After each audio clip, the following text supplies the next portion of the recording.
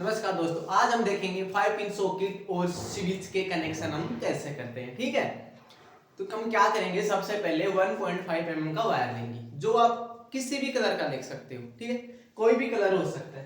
तो हम क्या करेंगे, सबसे पहले न्यूट्रल वायर कनेक्ट करेंगे।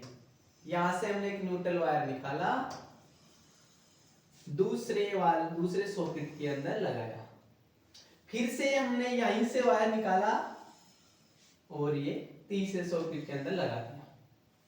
ठीक, क्या किया, एक न्यूट्रल वायर लिए, इनको लूपिंग किया तीनों सॉकेट को।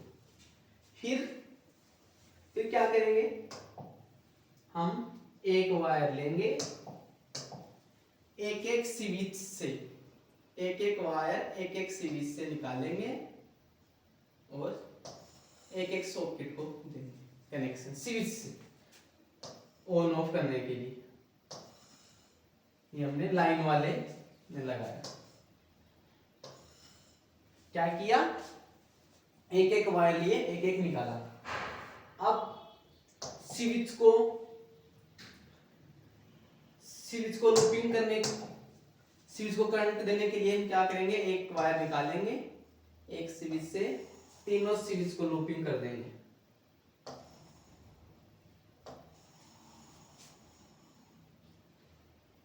ये हमने तीनों स्विच को लूपिंग कर दिया एक वायर से। ठीक, अब हम क्या करेंगे, एक फेज और न्यूट्रल वायर, ये फेज हो गया, ये न्यूट्रल हो गया। अब यहां से एक फेज वायर लेंगे,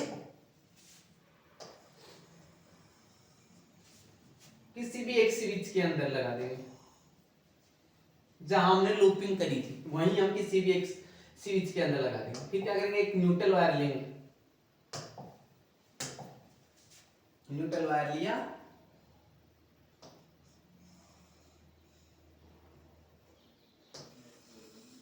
एक सॉकेट के अंदर न्यूट्रल लगा दिया। ठीक, क्या किया, एक न्यूट्रल वायर लिया, सभी को एक सॉकेट को लूपिंग की, फिर एक एक वायर लेके स्विच से एक एक सॉकेट को हमने कनेक्शन दिया।